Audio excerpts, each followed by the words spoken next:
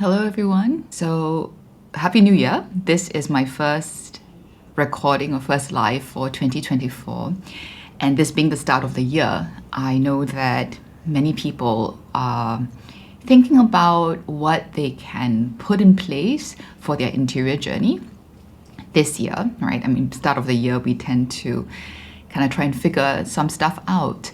And the genesis of this series that I'll be doing, which is on how to choose the right interior journey resources for me, as in not me, but for you, each of you saying for yourself, is the realization that it isn't easy to find out kind of like the big picture as an interior journey pilgrim who wishes to continually deepen my integration, my healing, to know who I am and to become more authentic and more whole. There are so many different kinds of resources out there. Just let's say, for example, there are spiritual resources for those of us for whom faith is an important dimension of our lives. And there are also non-spiritual, let's say psychological, emotional healing kind of resources. There are just so many different genres of resources out there, and then within each genre there are different kinds of resources, right? There are like one-on-one sessions that you can have with, let's say, a spiritual director or a therapist. There are workshops, courses, programs. It can be rather overwhelming, and many of us tend to go through this interior journey trying to pick up different resources, maybe a little bit haphazardly, which isn't necessarily a bad thing. I think a lot of us, me included, we learn by trying and we learn by trial and error, right? But over time, I think it's also very helpful when there are people or resources that have tried to put together some kind of a more coherent picture for me as an interior pilgrim, to have a sense of what that larger picture is and where I am and what might be most helpful to me at this point in my journey. So that's what I'm going to be attempting to do in this first series of recordings this year, okay, to look at the question of how would I go about choosing the interior journey resources that is appropriate for me, right? So of course I'm going to be doing this through the lens of my unique perspective and the way I approach the interior journey. So as a review for those of you who have been following me for some time, and also an introduction for those of you who may be just stumbling upon my channel or my account, I want to start off. So part one today is just kind of like introductory matters. One, I want to share with you the particular methodology and perspective that I take to the interior journey, so you don't waste your time. If what I describe doesn't resonate with you, I'm probably not a person that is meant to accompany you at this point in your journey. And then the second half of this live, I'm going to be just starting to talk about 3 common mistakes that people make in the interior journey, and what are like the 3 skills that we need to pick up to remedy those mistakes. And those 3 mistakes and the remedies will kind of frame the rest of the series, okay? So this is part 1, right? Now, how do I choose the right interior journey resources for myself?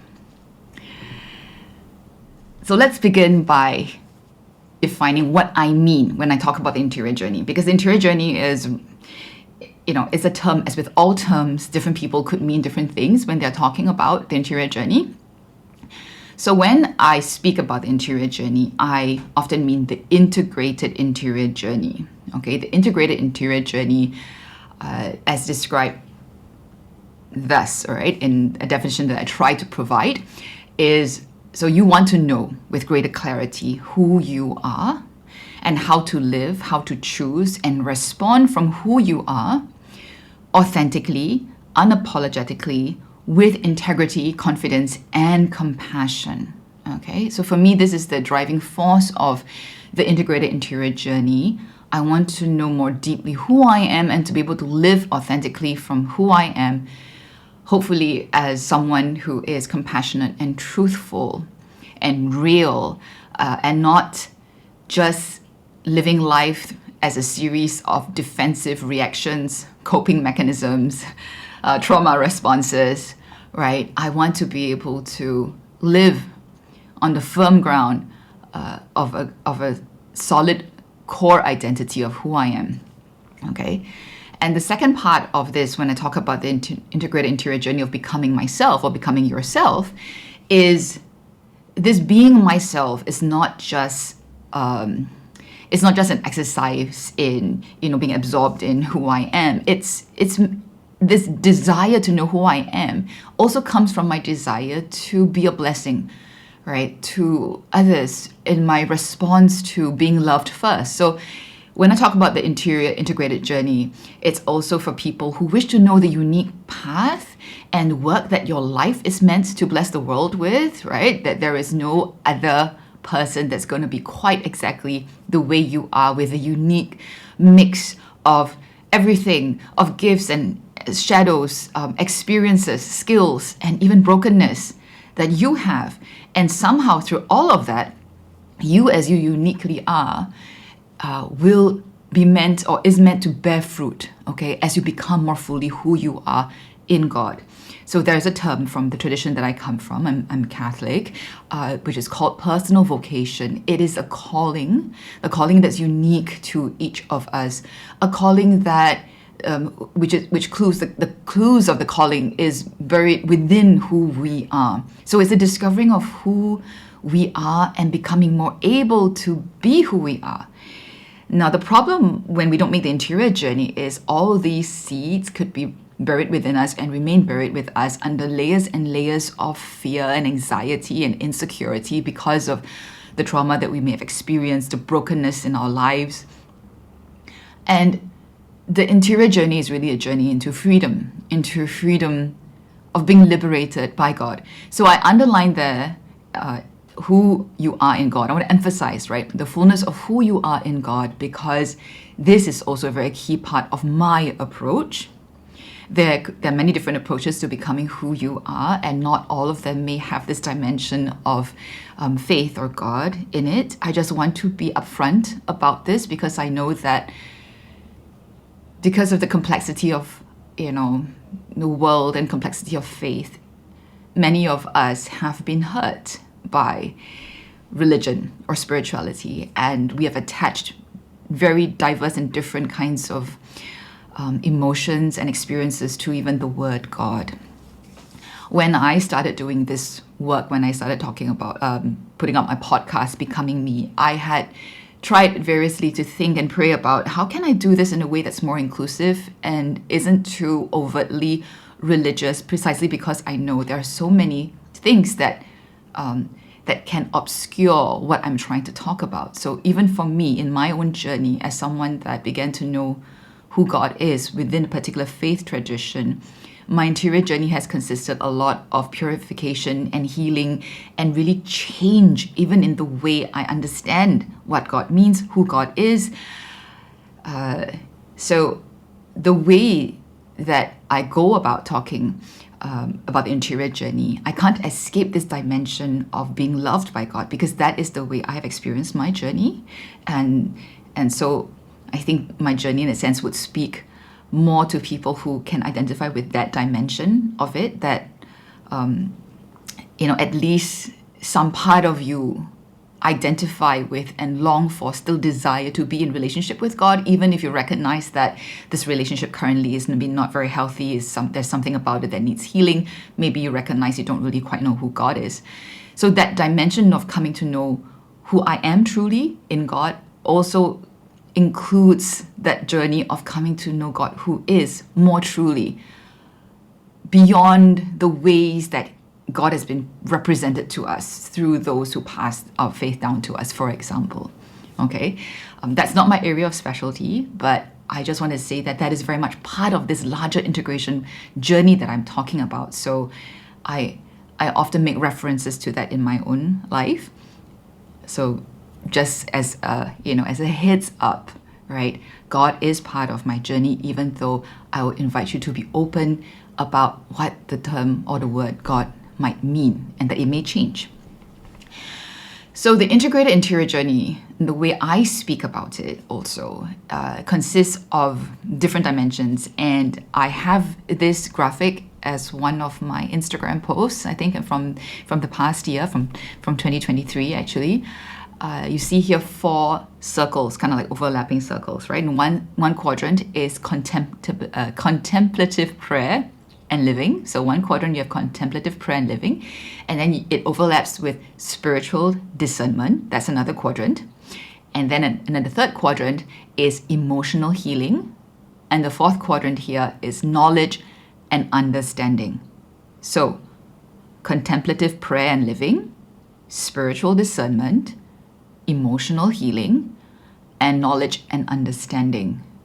Okay, so the way I approach the interior journey requires some connection of all these parts. Okay, it's where these 4 quadrants all overlap.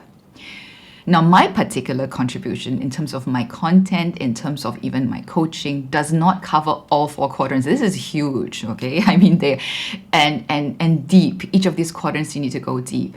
My particular contribution, if you haven't quite figured out, if you've listened to me for some time, is in the quadrant of knowledge and understanding. I make this journey through all 4 quadrants. Okay, contemplative living, prayer, spiritual discernment is part and parcel even of, let's say, what topic it is I want to share. I pray about it. It comes from contemplation, right? Synthesis and discernment. Emotional healing is something I often talk about in my content because it's what I know I need to become more authentic and to become more myself.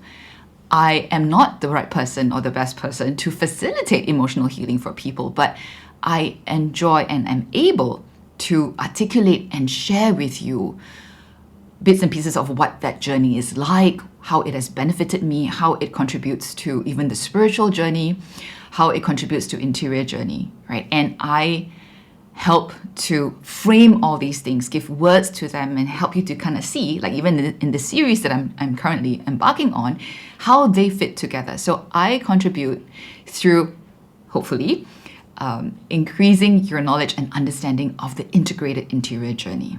All right, so that's a little bit of placing for you, so you know where to place me as well in the integrated interior journey. So the Integrō formation approach. Integrō formation is the name of my website, and it's the heading under which I do. I kind of the overarching heading for all my content and also my coaching.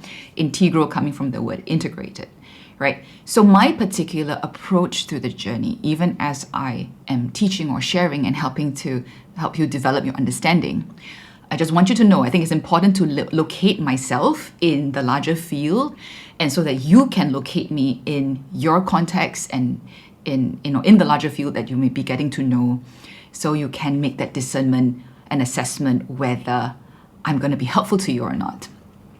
So first, huge part of this is that contemplative and mystical spirituality is a huge part of my background. It's what started me on the interior journey in the first place before I learned and discovered how important emotional healing was, how psychology really comes into it. For me, that wasn't a difficult leap, but what started me on that journey was a desire of the pursuit of relationship with God.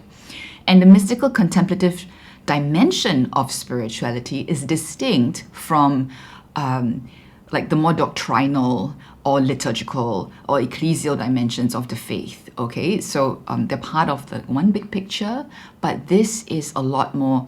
This is about the personal relationship with God, the union with God. It is often in different religious traditions what the mystics emphasize on.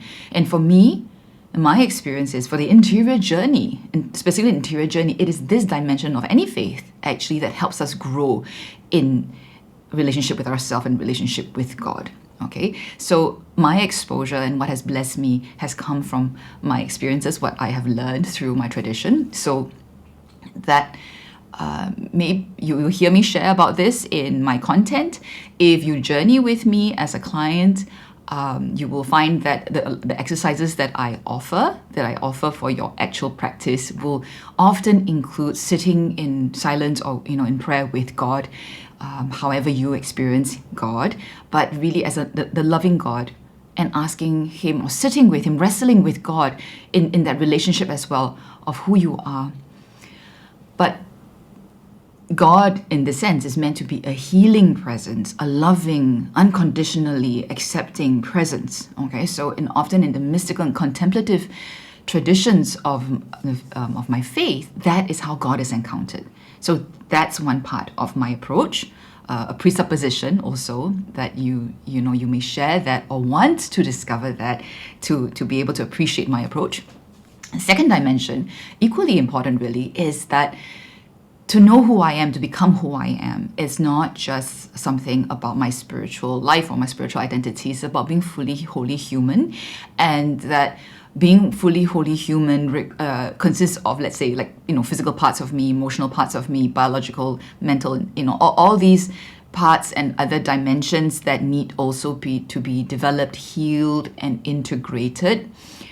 And that requires us to look at resources beyond what our faith traditions usually provide us with. So for me, learning and incorporating and practicing in my own life the new discoveries of science, of, let's say, neurobiology, psychology, learning a lot more recent years about complex trauma, how that is a reality in my life, how it has impacted my ability to be who I am, to love God and myself and neighbor. All that's also a big part of my approach to the interior journey. The third point I want to say is there's honest and philosophical inquiry. Don't worry, usually in my content and even in my coaching, I don't go too much into the nitty-gritty of that, but that informs how I approach the journey. It is kind of like the background work that you can count on. Whatever content you hear me deliver, whatever, let's say if you're a client of mine, whatever pedagogical resources or methods that I use, you can believe that behind the scenes, it is, there's rigorous philosophical inquiry, open and honest philosophical inquiry. It's part of my background, it's part of my training. I was trained in philosophy. And I think that's so important because that keeps me intellectually, spiritually, and emotionally honest about my journey, being open to new information, new data, being open to ask questions that bring me beyond the boxes that I kind of was nurtured in, right? We all have boxes that we are nurtured in. That's not a bad thing, it's just reality. But there are a lot of things that could be true and beautiful and good beyond the boxes that we were familiar with. So open and honest philosophical inquiry is what goes on at the back end very much of my own journey. And I think those of you who probably most resonate with my content, my approach, probably also have this leaning towards open inquiry, all right? Being willing to question assumptions that you have had, assumptions about humanity, about who you are, question assumptions about even who God is, for example, okay? So that's a dimension. And then, of course, for me, it's also very important to guide people along, to help you understand that learning is best done, in a sense, step by step. So you do glimpse this in my content. For example, in the series that I'm planning, that I'm doing, right? There are a few parts, and the first part needs to happen before the second part will make sense, before the third part will make sense. And by going systematically, I would be able to bring you deeper than if I didn't have some kind of a system. All right. So the way I approach journey, learning, growth, there is this great respect that there are seasons and there are stages, and we cannot get around that. Okay, it's just a fact of the matter. It was something that was difficult for me to learn, and maybe for some of you, you may feel that frustration. Sometimes you just want to get somewhere, right? You want to learn the more advanced things, for example, and then you have to learn the hard way that if you really want to do this right, like the interior journey, there are no shortcuts. The way is just the way it is. And everyone will have something with a unique way of making that way, but there are certain principles that has to be followed, right? And I think many people don't realize this.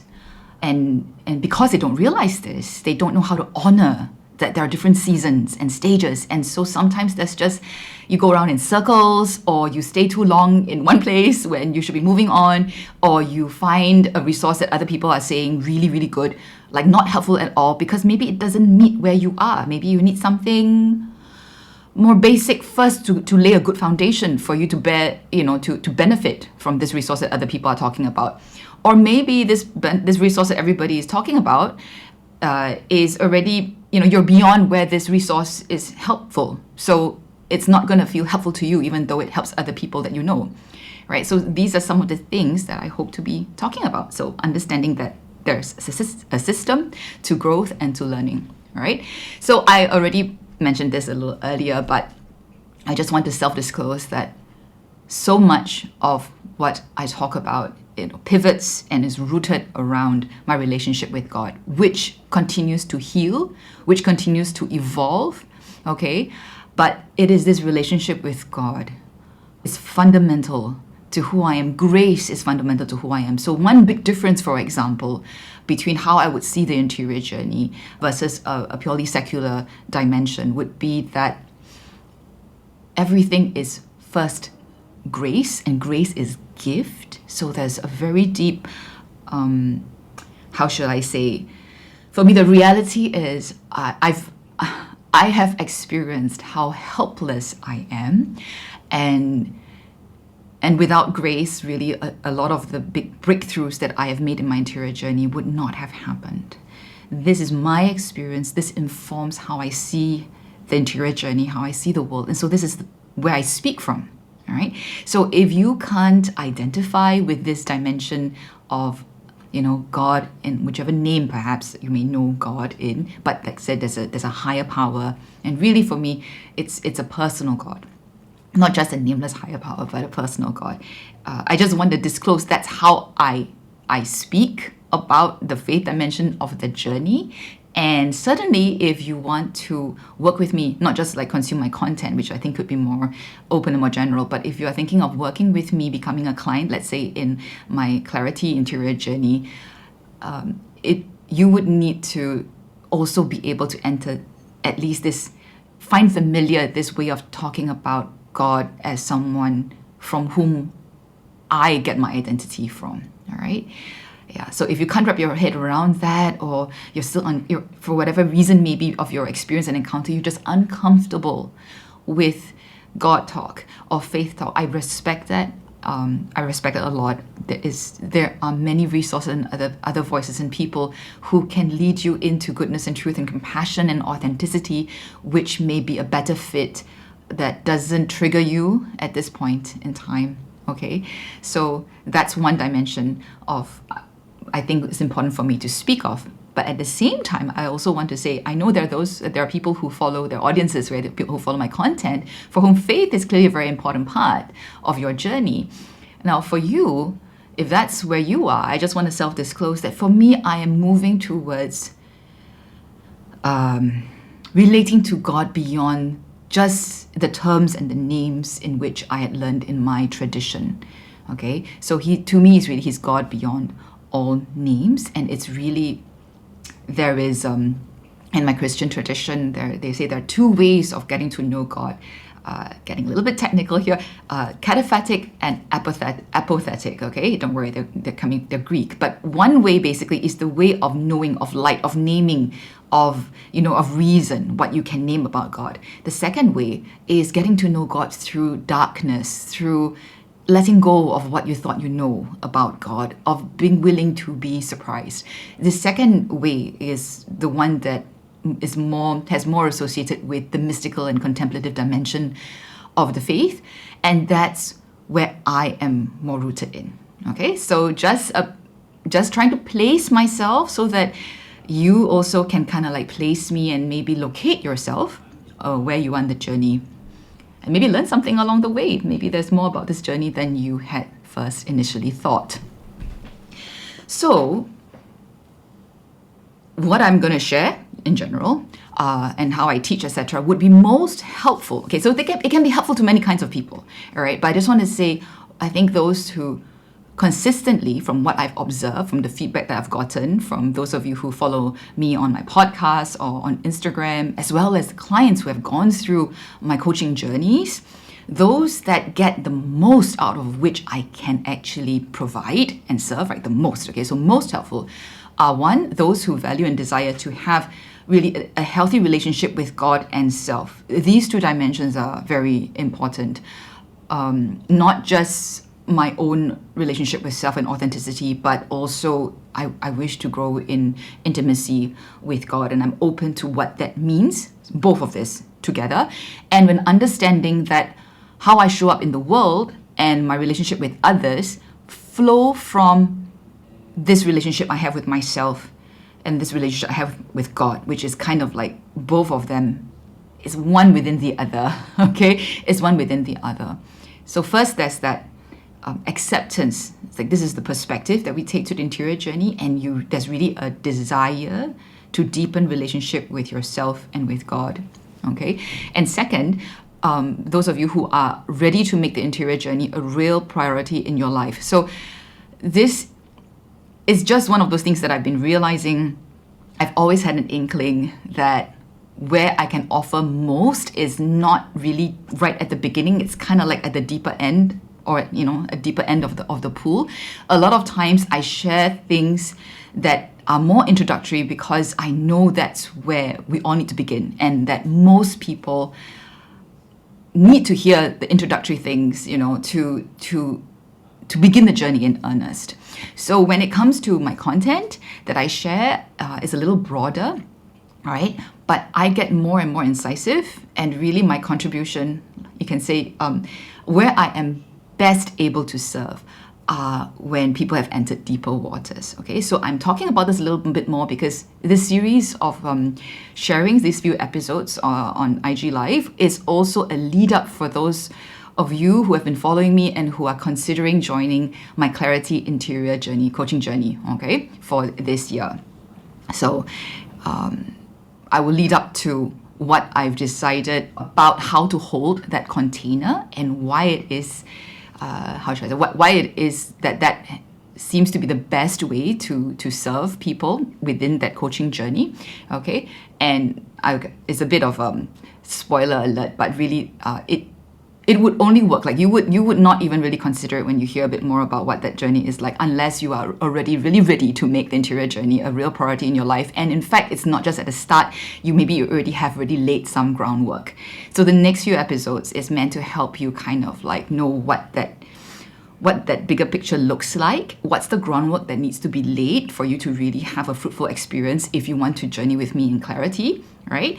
And look, the hope or my intention is that if at the end of the series you realize that, I'm kind of there are things I need to put in place before I can benefit from clarity, then that's a success for me, okay? Because that means that you can have the following year to put some of those other pieces in place first before considering joining my coaching program in the next year. So there's never any rush to this. I know we feel often there's a sense of urgency, but I really truly believe the right thing at the wrong time is also not a good thing, right? It has to be the right thing, the right time, for the right person. And look, I often say, just one drop in the ocean. There are so many instruments, so I want to be very honest. So the intent of all this, what I'm going to share, is to help you, in a sense, discern as well and to filter. And if you realize that working with me, specifically in the coaching container this year, is not for you, that would be a success, all right, for you and for me. Okay, but beyond that, what I will share will help you in the overarching journey, all right? So now just the second part of today's life, okay? It's really just this all like introductory matters. So I want to talk about 3 common mistakes in the interior journey. Of course, there are more than 3, but this is how I'm going to frame this series, all right? 3 common mistakes in the interior journey.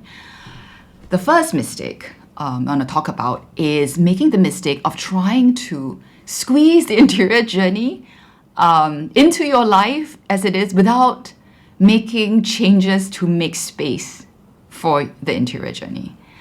Now, this is really, really common. I see this all the time. I try to think back, in my own journey, and I suppose early on in my journey as well, that's how we all begin, right? We begin to want to maybe incorporate more prayer, or whatever kind of spiritual practices, or let's say therapy, and if it's on the emotional side. But outside of those specific times where we have contact, let's say with our spiritual director or with our therapist, or contact time, let's say with prayer, our life is not different at all. It's still overwhelmed, overfilled, frenzied. I think I'm describing almost everybody's life, right? We're all just overwhelmed and frenzied. And then we wonder why it is that over time, even though we try to squeeze in, let's say, retreats here and there, spiritual direction sessions maybe every few months, or we try to pick up spiritual disciplines or prayers, etc., that we don't transform and we don't change. Well, this is a very foundational, fundamental thing. I gotta say, we have to make room for the interior life to grow. Most of us, our interior life is very shriveled. Our life is made up of a lot of external doing, and a lot of it is motivated and energized by our coping mechanisms, our attempts to prove ourselves, to keep anxiety at bay, to feel better about ourselves, by maybe being effective, whether it's at work or at home, or as a good Christian, etc., etc.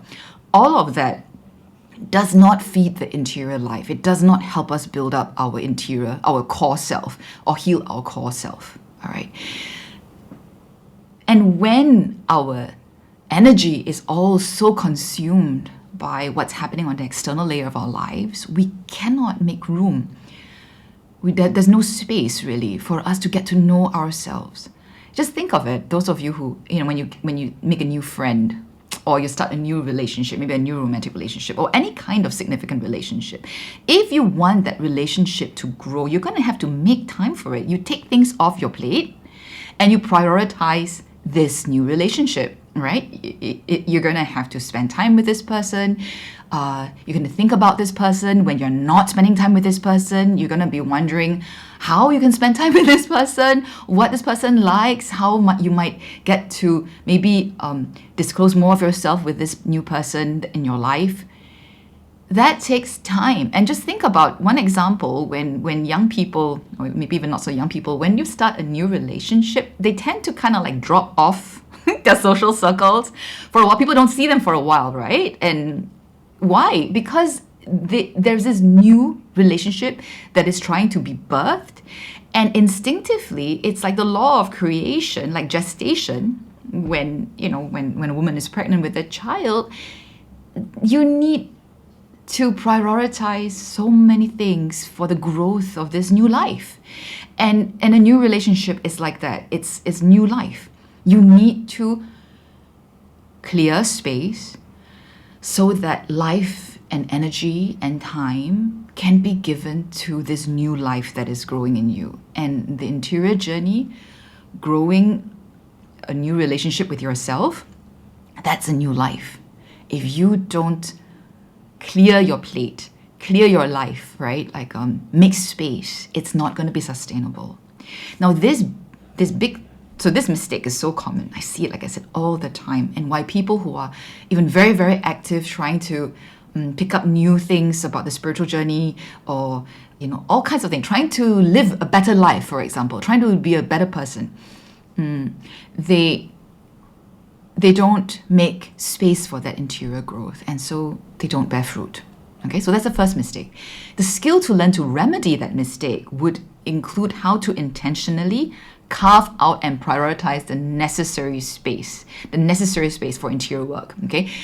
And ultimately, it is how to do this through different seasons of life. So there will be some seasons in life where it's just crazy, right? Maybe you're a new parent. Maybe you're starting a new job. Maybe you're moving house or whatnot. There are just some seasons in life where it's very different from when, let's say, you have a lot more downtime. You're in between work maybe, or your children have grown up, and then now suddenly you're dealing with what's my life now that my children have grown up. A lot of my clients tend to be in midlife, right? And sometimes in those seasons you suddenly have more more space if you know how to carve that space out for you. If not, what usually happens is even when you have more space, it just gets all cluttered up with non-essentials, right? So it's learning the skill of how to carve out and prioritize necessary space for the interior journey, regardless of what kind of season of life you're in. Okay, so now I'm talking about really that longer term, lifelong interior journey. This is a very important skill to learn. And this is not really a skill that I picked up through my spiritual formation or religious tradition. So when I get to talk about this in a later episode, I will share with you what has really helped me. Okay, what has been really life-changing for me in how to learn how to carve out space intentionally, consistently for the interior life, regardless of what season I have been in or I am in. So the second mistake that I often see about interior work or interior journey is mistaking time spent with community, whether it is community bonding or serving, or mission, for example, or helping others. So this may or may not be religious, right? It could be like service, volunteer work, trying to contribute, to help others, for example, or to serve. Or it could be religious if you are very active, let's say in your parish and in the church, right? These are not interior work, but they often get confused or conflated as part of the interior work. When we think of growing in authenticity and fruitfulness and becoming ourselves, for people with a religious background, with a faith background, we tend to conflate everything to do with God or church. And we don't make the distinction that there's the interior dimension of the journey and there's the external practice.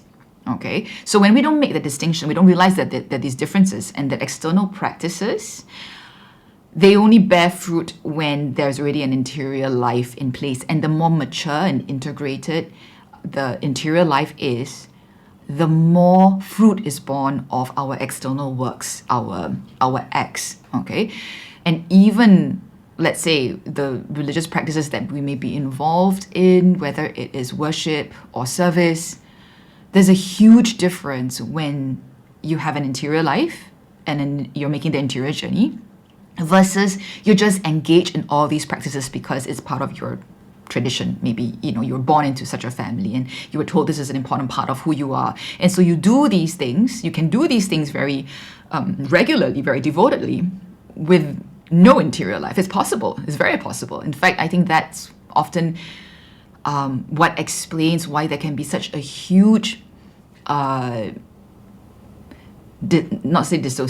huge dissonance between the lives that religious people can live, the way they can act, how out of touch they can be with themselves, how unloving, unchristlike they can be, even though they are very religious in their practices and very involved, for example, in doing good work, versus those who are really pursuing this healing and integration journey, because we realize that without this interior journey, we can't be Christ-like.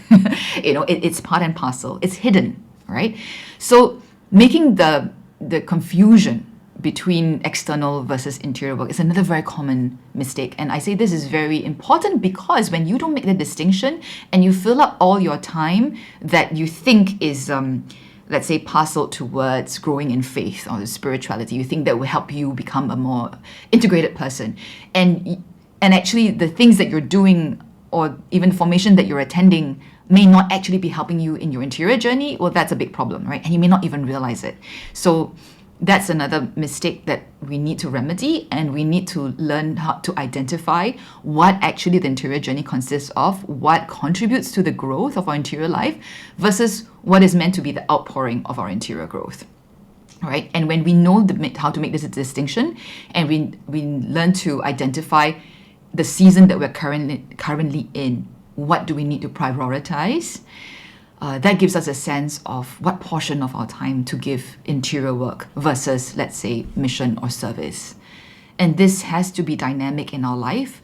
A related mistake to this is that other than not being able to tell the difference between interior work and external work or external service, is that most people don't realize or don't even, don't discern from season to season what proportion of their life is meant to spend at different parts of their life, basically. Okay, so even just the example of interior work versus service.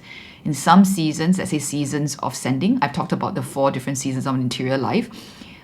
There's a season that is sending, which is kind of like when previous seasons of interior journeying has reaped fruits, and this is a time for you to share your fruit. You could be in a season where the bulk of your time or more of your time is in service and in mission, and the interior work is always there, but maybe in this case it's kind of like it's maintenance and quiet deepening, maintenance and quiet deepening. But if you're in a season, and God is the one that turns these seasons, we don't often have a say, right? We need to learn to discern the changes of the seasons.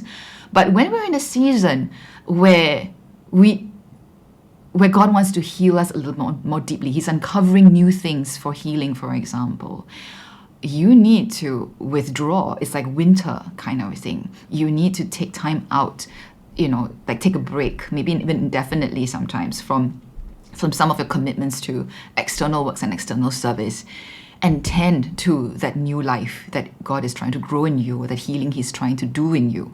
Okay, so we need to understand there's this dynamism in the interior life, and there's a distinction that we need to make between what's the interior journey and what is meant to be an outflow of the interior journey.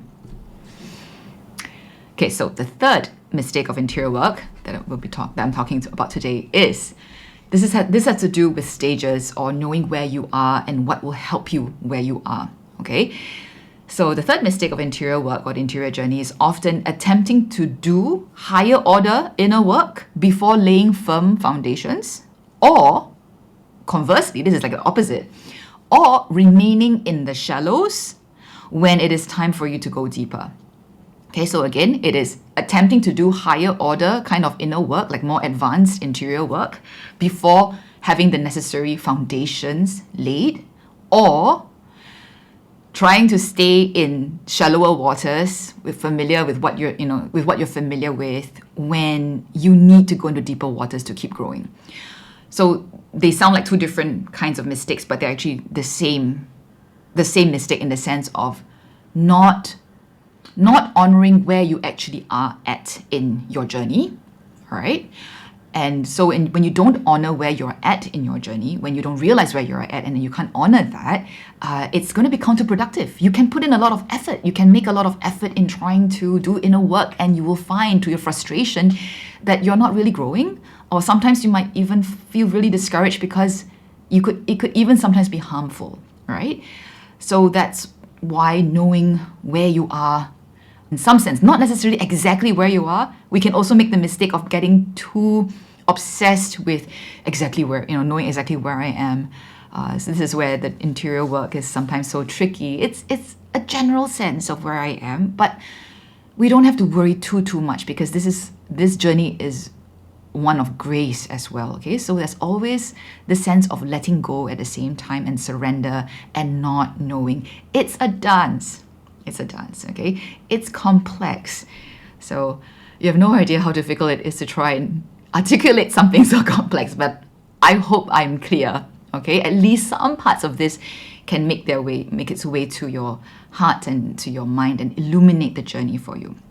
So the remedy, the skill to learn for this, to remedy this mistake, would be to develop an ability to recognize and discern what resources are helpful for where we are right now. So have a sense of where we are right now, and then what resources are helpful for where we are right now.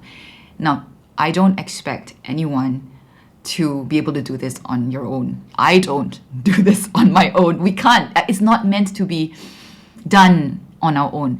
As much as the interior journey is very personal, and we're talking about our relationship with self and with God. So in that sense, it's about the individual.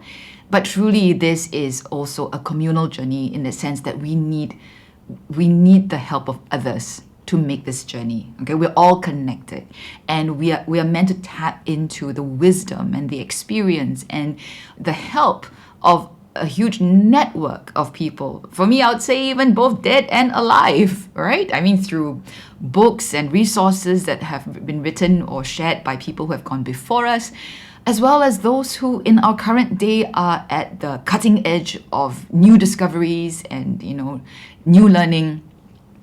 There is a beautiful concept in that comes from the Catholic faith, from which which I am part of, is this term, the communion of saints. Okay, if you want it religiously, or in the religion, it's meant a very specific thing, but the idea is the communion of saints spans, past, present, and future. It's like all who have gone before us, the saints who have gone before us, is still helping us on our journey. And I want to borrow that term and say, really, when we talk about the integrated journey, as much as it is very personal and individual, we need to avail ourselves to the help and support that will help us make this journey from others. So finding reliable support to help us make this discernment about what helps us is also part of, being able to do the journey well, okay, so to speak. So I'm just talking about these things in general right now. This is meant to be an introduction, but in the subsequent episodes of this series, what I hope to do would be to kind of like address some of these problems or mistakes that I've already brought up, right? So including how to carve out space in our lives and to make first things first. I will share what has helped me tremendously and the resource that has helped me. I hope to talk about how to identify if something is actually contributing to our interior growth, or if it's really just stealing time from our interior journey. I mean, that's the saddest thing, I think, when you are sincere and you are really trying to commit yourself to the journey, but you don't realize that what you're choosing is actually stealing time from the interior journey rather than contributing to the interior journey. So we're going to take a look. I'm going to try and take a look at how you can tell if it's helping you with your interior journey, or what you're doing or investing in is stealing time from the interior journey. And then finally, I want to talk a bit about different kinds of categories, okay? Categories of interior resources or interior journey resources, and how to decide, which one you should be focusing in on now, which one you should prioritize, because there are just so many and it's impossible for us to use all available resources. We need to honor our capacity, our limitation, the fact that life does not stop for us to make our interior journey, right? So this is tied to the first point there, learning how to respect our limits and prioritize and essentialize, so that within that we can identify which category of interior journey resources do I need now. Okay, and these build on one and the other. Some things I would recommend you put in place first if you don't have them in your life yet. Okay, and other things are going to be very helpful after you have those first things put into your life already, or you're more seasoned in it, and then you can really be helped by, other kinds of interior journey resources that help you refine the journey. Okay, so that's what I wanted to share in today's session. I hope that this has been helpful. So thank you so much for watching or listening, if you're listening to this on my podcast. Till the next time, bye.